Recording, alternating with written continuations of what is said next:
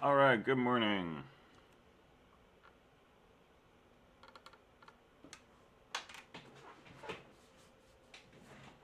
How's everybody doing today?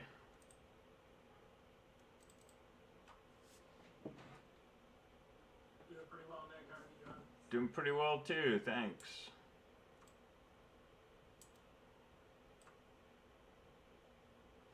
All right, want to spend most of the day talking about PA1. Any questions up front?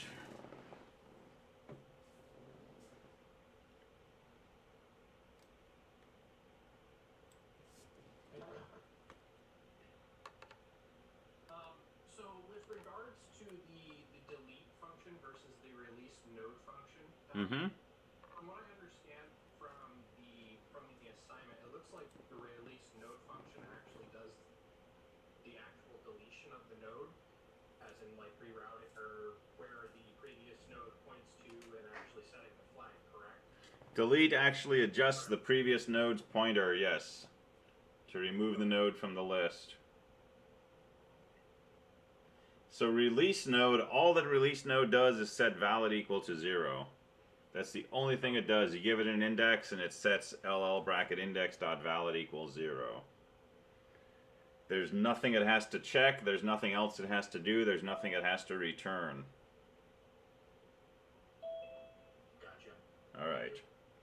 And the reason we're doing that instead of just saying ll bracket index dot valid equals 0 is because in PA2 we're not going to make our linked list on top of an array of nodes. We're going to make our linked list directly in memory.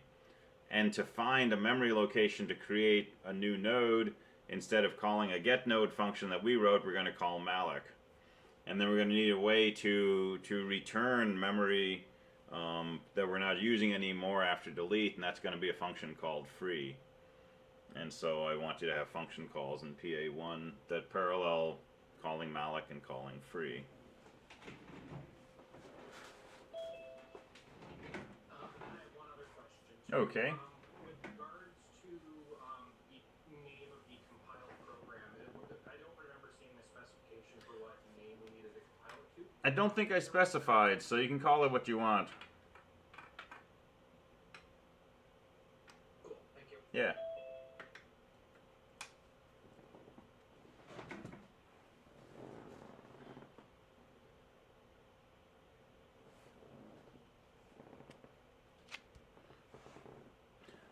So office hours have been consistently busy since day one of the quarter, which is good. I had someone in there waiting this morning, and they left before I could get to them. Even though my hours end at 9:45 and I have to teach at 10, right? If you're in the waiting room and I don't have time to get to you, I will at least send you a note and say, looks like I'm running out of time, and probably invite you to you know, send an email with your question or meet some other time or something like that. Um, and unless my network goes out, which it did this morning, I won't just close my office while people are still in the waiting room. So I appreciate your patience coming in to office hours and such, and if it is busy, I will try to get to you one way or another as soon as possible. Let's see. Did the linked list have to be named LL, or could we name it anything? Yes, you're correct. You can name it anything you like.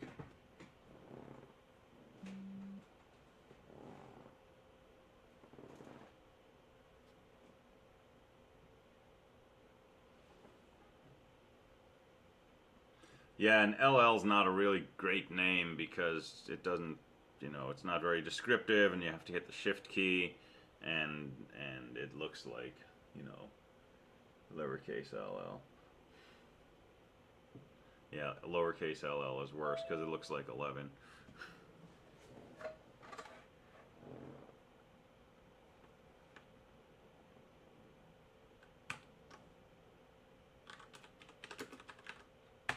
All right. Um, I'd like to take a look at some sample code for PA1. I'd like to put together some code just to explore this idea of a linked list on top of an array of nodes. Um, and this is not, you know, code that's going to help you. You know, you're not going to be able to take this code and plop it into PA1. We've already done our initialize routine and our get node routine, so I'm going to write those pretty true to form. But I want to write some code and play around with it in GDB and look at how we can, you know, interact with these structures that we're building. And I also want to put together a simplified add routine that, instead of adding, you know, in the right spot, adds to the beginning of a list, just as a way to start, you know, putting some C code to go along with these concepts. And then tomorrow probably we'll you know, work out all the details of all the pseudocode for adding to a list and so on. But let's write some code. And I'm not going to do this in a way that would get me a lot of points on PA1. I'm going to violate my rules quite a bit, because this is not PA1. So I'm going to do some things that you don't want to do. But I will define my null and stick with this.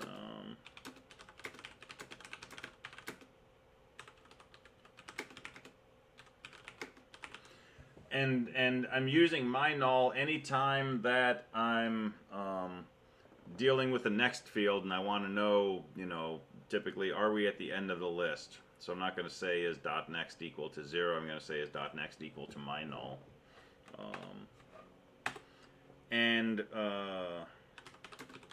Let's make our main program. Oh, let's make my structure first.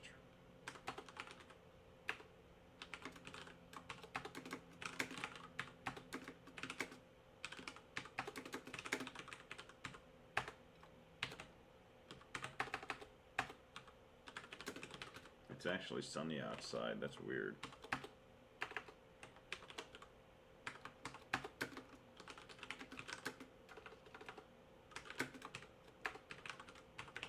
Alright, I'll call it listy. I'll call it list.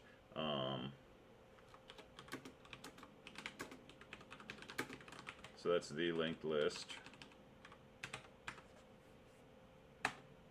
It was snowing at 1 a.m., really?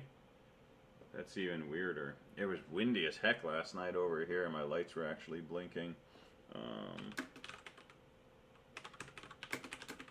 So let's initialize the list, and you know, you're supposed to use an init function, but I'm just going to put it right in here because I'm interested in exploring this stuff in memory. 1 a.m. is peak GDB hours. Yeah, I can agree with that.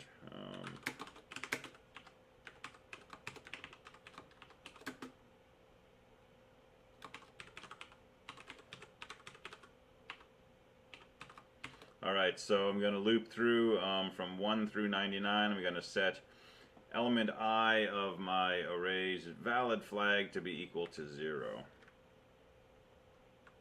And let me just mention once more this possible, you know, double or triple way of thinking about things.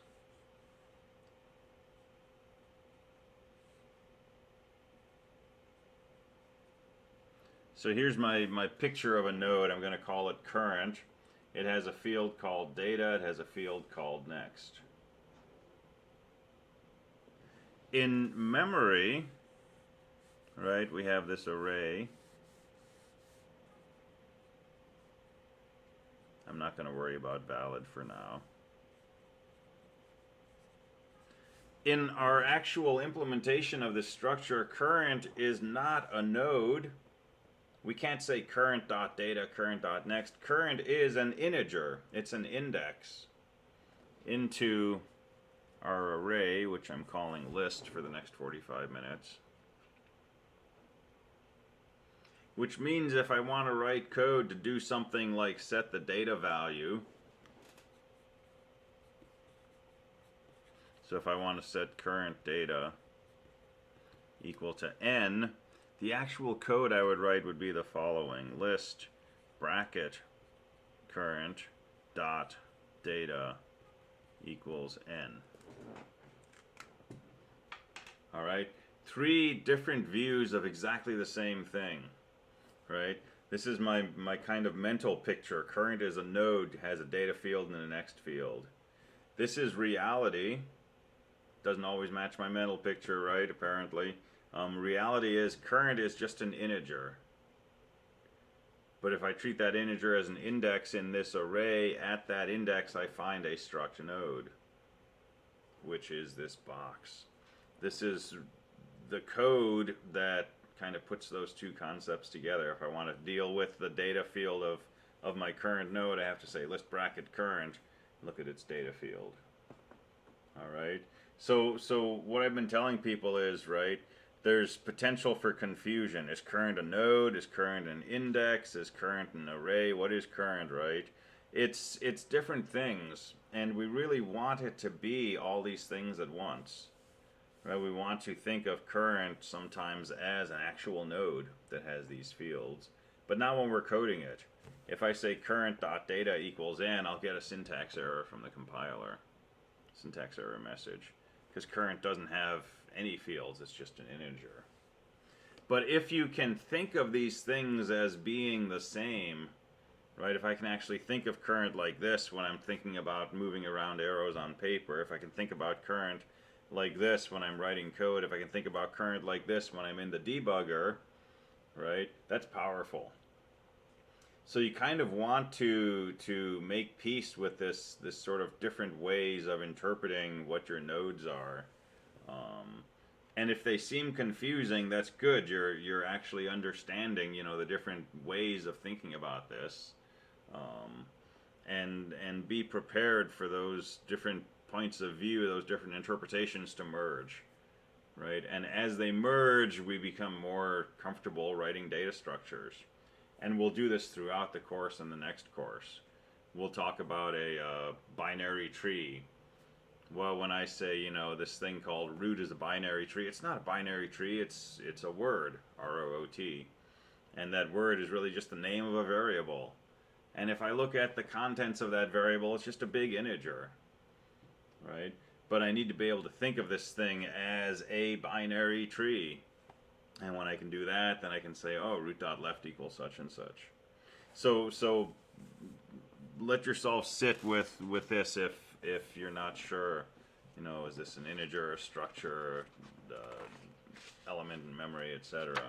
That's okay. All right.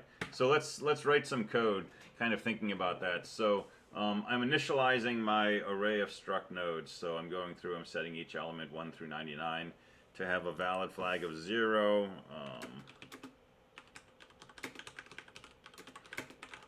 These elements are free. They are available for use.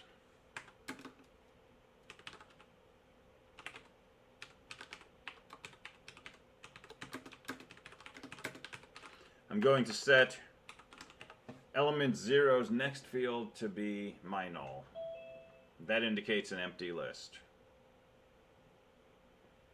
Alright, and that's all I have to do to initialize my list to be empty.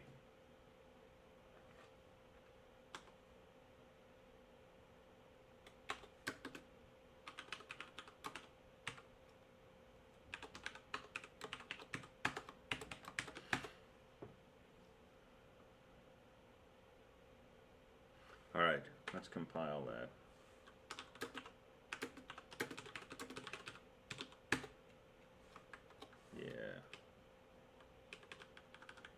If I got away with one typo that I didn't catch, that's pretty good.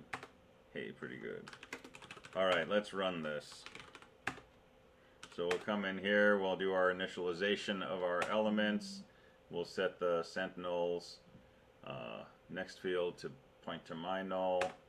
And we're going to print out goodbye. So at this point, I can look at my list. Let's see. Is it possible to set an initial value when creating your structure? I think so, actually. I think you could do that too.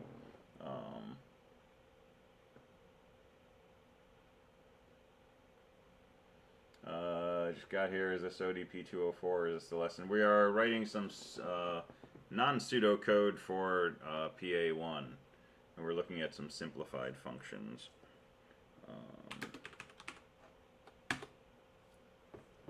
So here's what our list looks like in memory.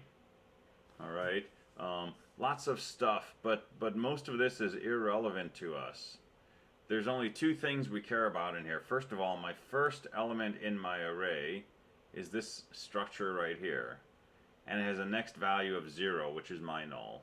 That means my list is empty. The other thing we care about is all these other fields, all these other nodes have a valid flag of 0, which means they're all available for use. Now, because I compiled with -G, and because I said, list is an array of struct nodes, right here, right? Because of that, if I just print list, GDB knows what I'm talking about. But I can also do things like print list bracket 0 and just look at that one particular node. If I try to print my null, it's not going to know what I'm talking about. My null is not a variable. My null was a symbol that I used in my source code as a stand-in for 0. So don't be startled if you don't see my null. Alright, so we have an empty linked list. That's good. Let's go ahead and do something with this. So,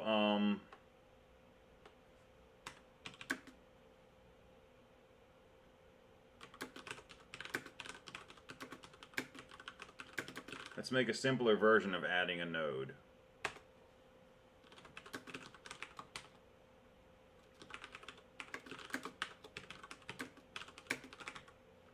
So I'm going to make a function called insert.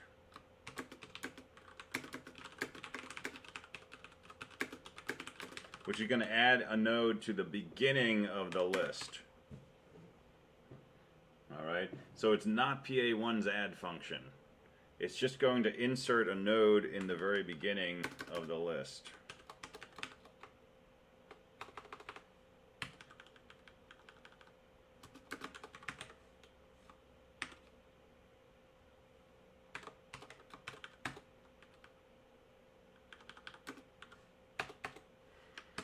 Alright, so how are we going to do this? Here's our sentinel node. And this is presumably pointing to, some other entry in our list, and there's some data value. And this is pointing to some other node, and so on. And what we want to do is create a new node and squeeze it in right here in the beginning. Okay, purely an example, not PA1. Well, to make this happen, we have to do two things. We need to change the sentinel to point to the new node. And we need to, after we load a data value, and we need to change the new node to have it point, in this case, to this block right here.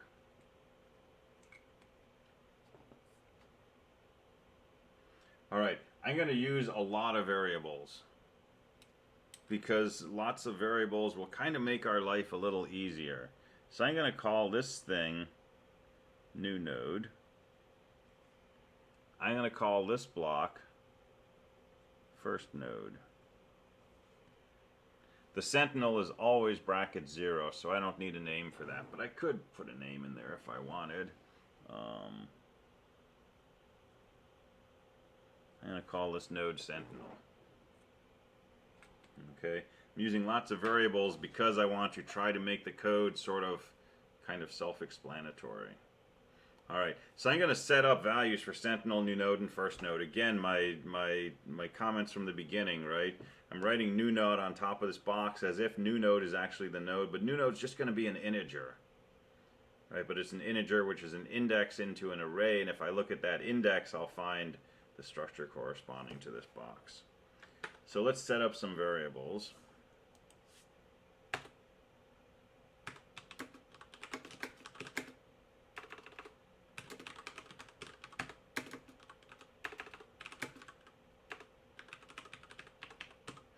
Alright, sentinel equals 0. That's kind of a silly thing to do, but that's okay.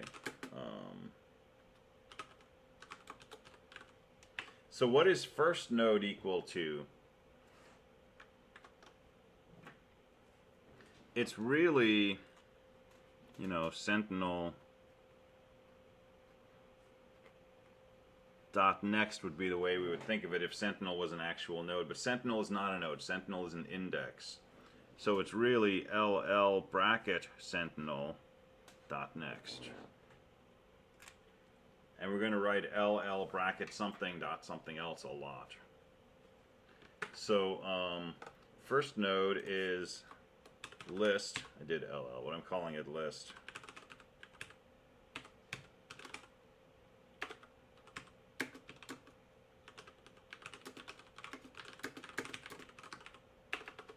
So that's currently what the first node of the list is list bracket sentinel dot next. All right, so we got this set up. What about our new node? Well, this is what our get function does for us. So integer new node equals get node list.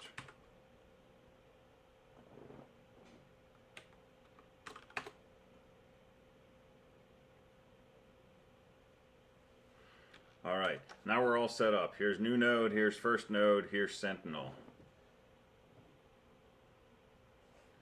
So logically, how do we cause the new node to point to the first node? How do we set up this field down here so that new node is pointing to first node? Someone give me a line of code.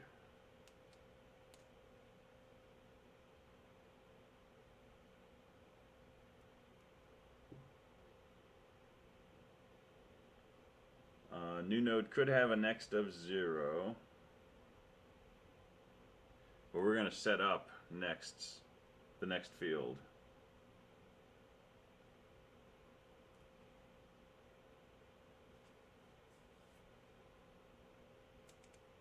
So I'm seeing part of it. We do know the new node's address, so new node gets an address from the call to get node. Right, this finds the index of an unused spot in the array, and we set next node. Sorry, I typoed. This is new node.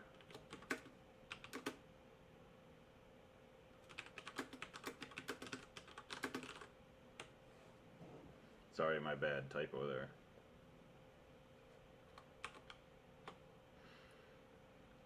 All right, so we want to set, new node dot next equal to first node. Right? We want to set new node's next field equal to first node. So list bracket new node dot next equals first node.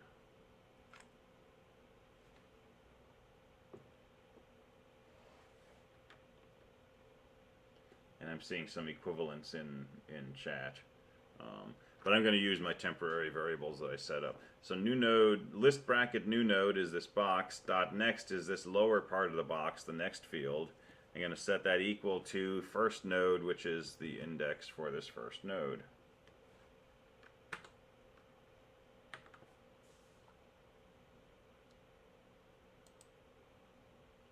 I just lost my video, that's okay.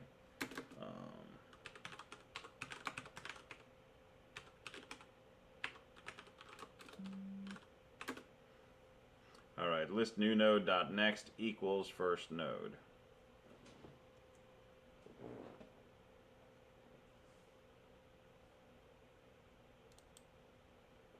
I just closed out a lot of stuff.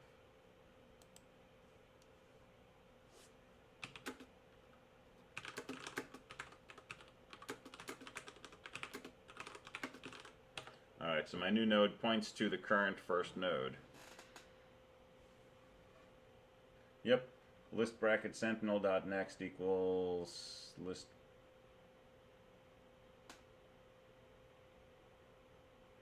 Well, let's see.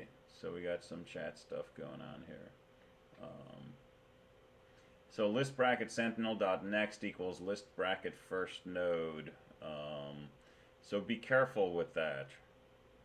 So we got to remember that sentinel, first node, new node, these are just plain ints. They're not actually structures. List bracket first node is actually a struct node. And so I can't say list bracket sentinel.next equals list bracket first node, because I'm trying to store a structure in an integer variable. Right, so this is this multiple interpretation confusion that I started off with today. So there you go. List bracket sentinel dot next equals first node. Right. So that's the setup for when the sentinel is pointing to the first node. So that's what we have before we've done anything. Right. List bracket sentinel dot next equals first node.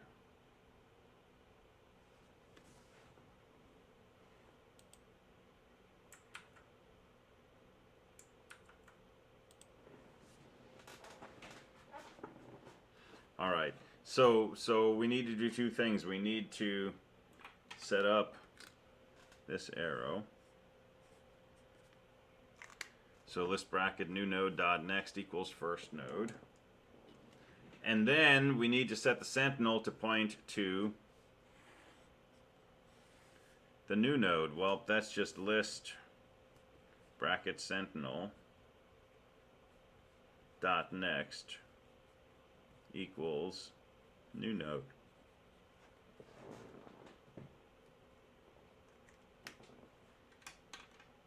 So list bracket sentinel is this box, dot next is this lower part. Set that equal to new node, which is where this new node is located.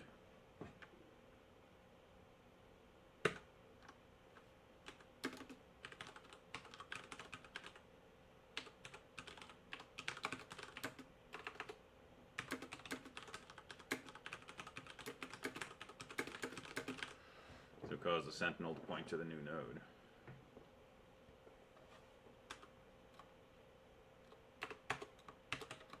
And that's our whole insert function.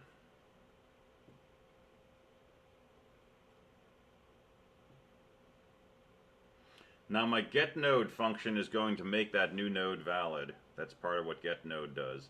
That wasn't your getNode for the ODP, but the getNode for PA1 sets the valid flag to be equal to 1. Up here at this level, I'm never going to mention the word valid. If I do, I've got a problem. Your add, your search, your delete, your insert should never deal with the valid flag. Okay, that's a good kind of like sanity check at the end. Your init function, your get node, and your release node, those deal with valid. But in here, where we're manipulating the linked list, valid is a hidden detail to me. I don't want to touch it. Yeah, I got bounced out of Zoom during office hours. It was weird. I finished a session with someone, I let somebody else, and it hung, and then actually my whole internet went down for about 5 minutes, which was strange. Maybe it's an internet problem, or maybe it's Zoom causing an internet problem.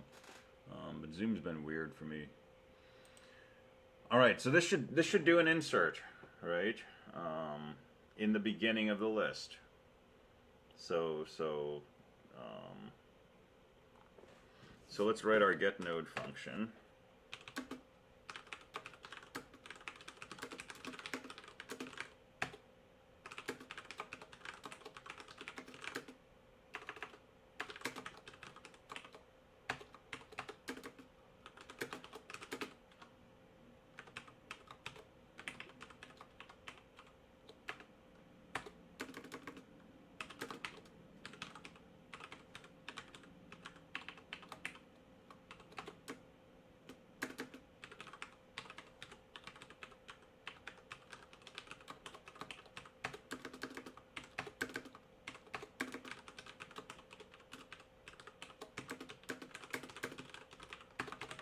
Alright, so there's a get node.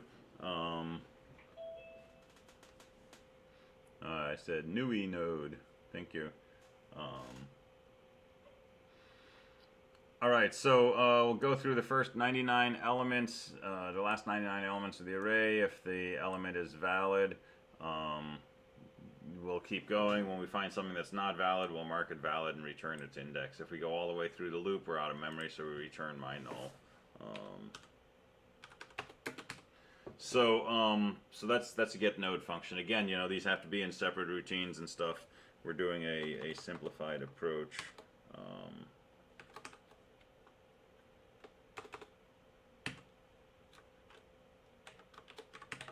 So there's my get node. All right, let's see how we're doing here. Not too bad.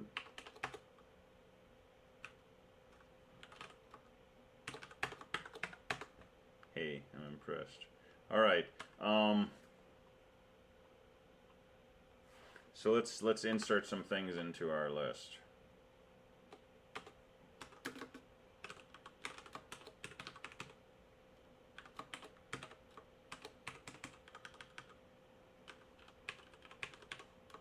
Let's make a list of prime numbers.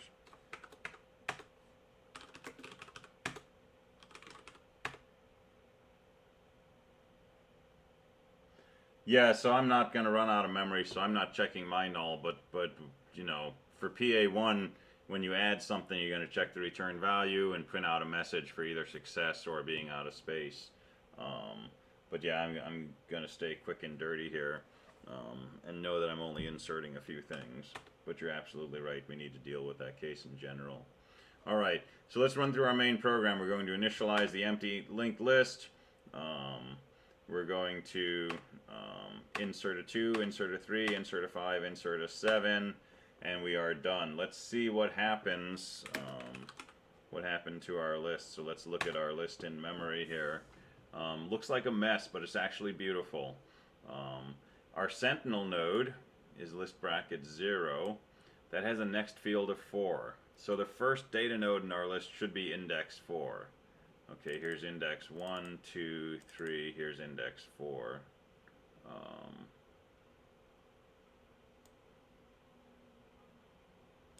And the data value is something goofy, but the next field is 3, so it's pointing to node 3, which is right here, which has a goofy data value, points to 2, which has a 0 data value, points to 1, which has a goofy data value, and has a next field of my null. Right? So we built a list, but the data values are bogus, and there's a really good reason for that, which is in my insert routine, I never save the data value. Right? So the other thing we need to do is we need to set up this top part of the new node. I'm guessing somebody probably mentioned that in chat and I missed it. New node equals get node, so that's an unused node.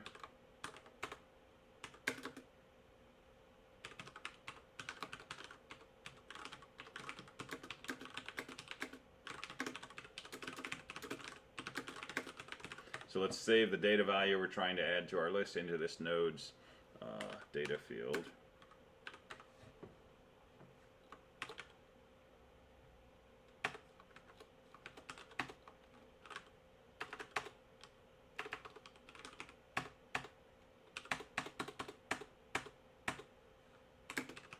Right? Now, I also want you to observe the development cycle that we're seeing here, right? I ran my code in the debugger, I found a problem, I went back in, and you know, hopped over here, made some changes, hopped over here, quickly recompiled, quickly started GDB, stepped through and got to the point where I can look at my data. I'm not spending, you know, 15-20 minutes editing my file and recompiling it and so on and so forth. I've got muscle memory of how many times I hit the up arrow to get back to my compile commands. I'm developing a muscle memory for how I get into GDB and how I step through to get to the point of interest and so on. You might do this 50 times, right? And if it takes you 5 minutes each time, That's 4 hours plus that you're spending just moving from one program to another, right? Let those muscle memories develop. Right, this is why I kind of rail against IDEs. You want to get really good at doing these things. You want to understand at a kind of instinctive level this whole development cycle. All right, let's take a look at our list now. This is going to be even more beautiful than the last time. Our Sentinel node has a next field of 4. If I go down to 1, 2, 3, 4, here's the first node of my list. It's got a 7, and it says the next node is at index 3. Here's index 3, it's got a value of 5, the next node is at index 2. Here's index 2, has a value of 3, the next node is at 1. Here's index 1, the data value is 2, and the next field is my null, so that's the end of the list. So in memory, I can confirm this is a linked list that looks like this. And that's exactly what we want. Right? Because our insert function's inserting at the beginning, and first I inserted a 2, and then a 3, and then a 5, and then a 7. Now we got lucky here, because when we were developing this code, I was working with a linked list that had nodes, but I never went back and looked at the case where my linked list was empty. And suppose that instead of, a situation like this, my linked list had a sentinel which pointed to my null. Well, what would have happened in that case is first node would have been equal to 0. New node would still be the new node that I got from get node. But what's going to happen? List bracket sentinel dot list bracket new node dot next, this field down here, will get set equal to first node. That's going to put a my null right in here, and then list bracket sentinel dot next equals new node. That's going to build this link, and so even if my list starts off empty, that same set of code is going to work correctly. I'm inserting, right after the sentinel, and I'm pointing my new node to whatever the sentinel pointed to. Well, since the sentinel points to null, my new node points to null. I've still got a perfectly valid linked list.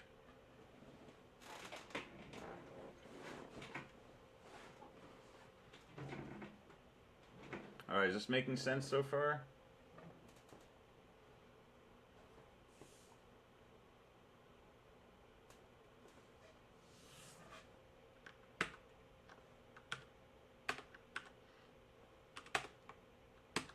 So let's do a print routine.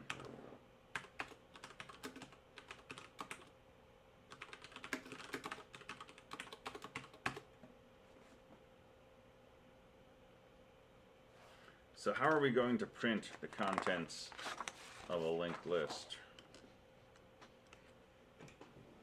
We're going to have our sentinel, and it's going to point to a node, which points to a node, and so on.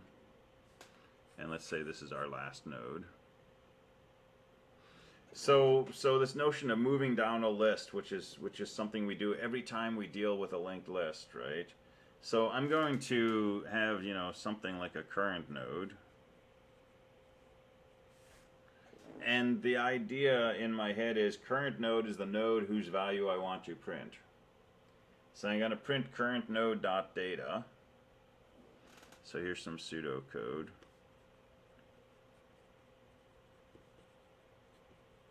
And then I want to move current node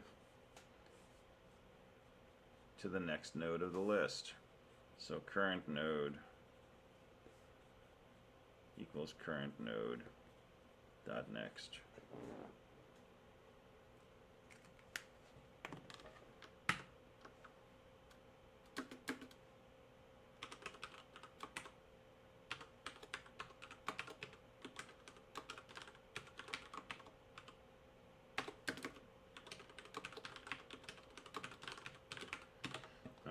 So that's what I'm thinking of in terms of sort of the logic of this code, right? Print out the current node's data field and then set current node equal to current node's next field. But remember, current node is an integer.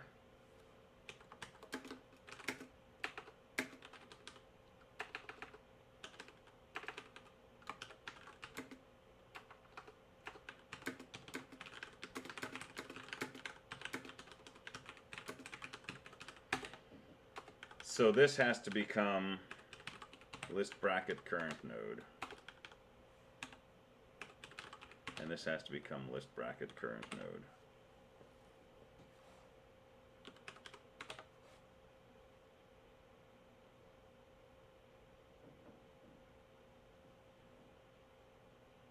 All right, and I want to do this in a loop.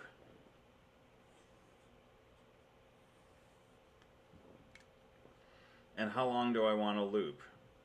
Well, when I get down to where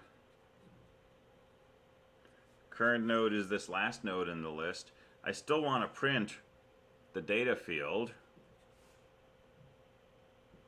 And then I'm going to say current node equals current node dot next. Well, since this is my null, that's going to change current node to my null. So yeah, while current node is not equal to my null. So let's put this in a while loop.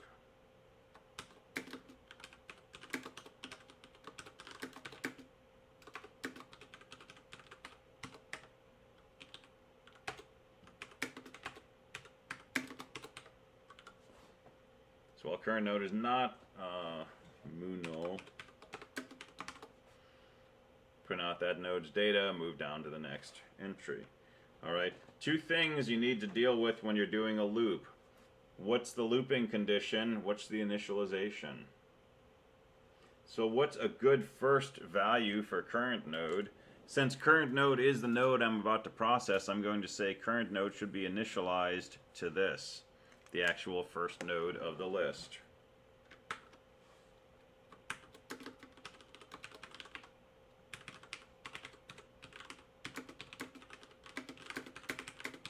So that's the first node of the list. Alright, edge case check. What happens if our list is empty? If our list is empty, Sentinel's next field is going to be my null, which means when I initialize current node's going to start off being my null. Is that a problem? No, because my while loop will fail to run even once if my current node starts off as my null. And so my loop will simply exit right away.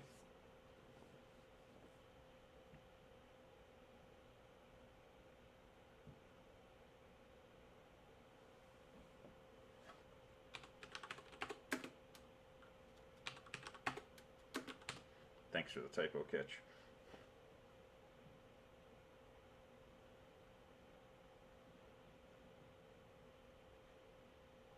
All right. Let's see.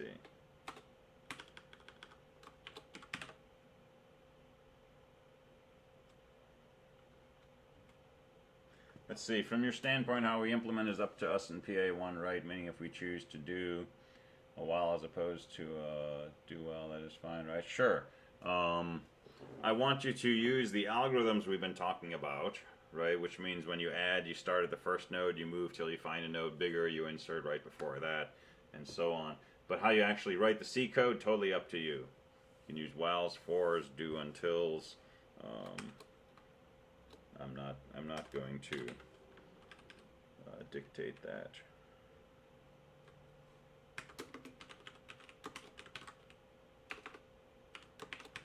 All right, let's print our list out at the end using our print method. There we go.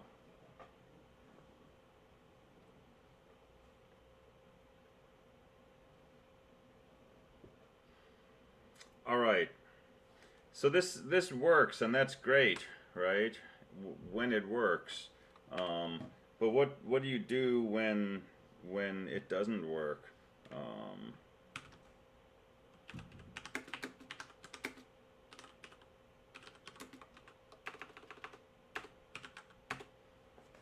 So bugs are your friends, okay?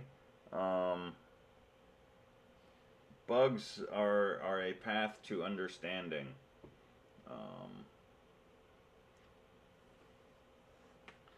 Yeah, I did not do all the commenting that I insisted that you do. So I would want a big, long, wordy description of what the print function does, what the inputs to it are, what the outputs are, what the side effects are, what possible error conditions could occur, what happens if you pass something that you're not expecting, etc., etc. So you're going to need a lot more commenting than I'm doing here, right? If you turn this in for PA1, it's not worth points. All right. So suppose suppose you're not doing something quite right. Suppose, and this is a really common kind of thing. Suppose you do while current node dot next is not equal to my null. All right. Why? Because you'll see that online. Because you'll see it in other code. Because your code didn't work, and so you decided to try something different, right?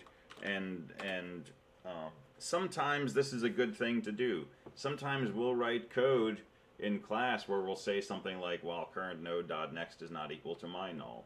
But don't write this because you think that's what it's supposed to be. Write it because in looking at your picture and thinking about the connection between the picture, the memory, and the code, right? That's what made sense to you. So suppose you write something that's not correct, right? This is a bug. It's a typo too.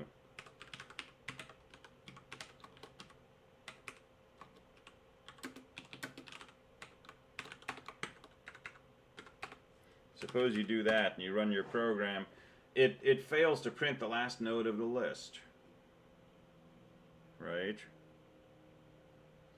And you might, with good intention, say, oh, my loop needs to run one more time, and so because you have this bug which doesn't print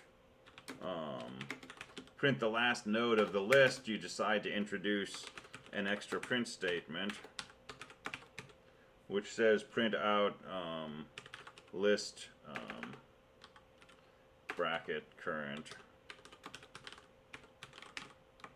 Right, print out that last node's data field.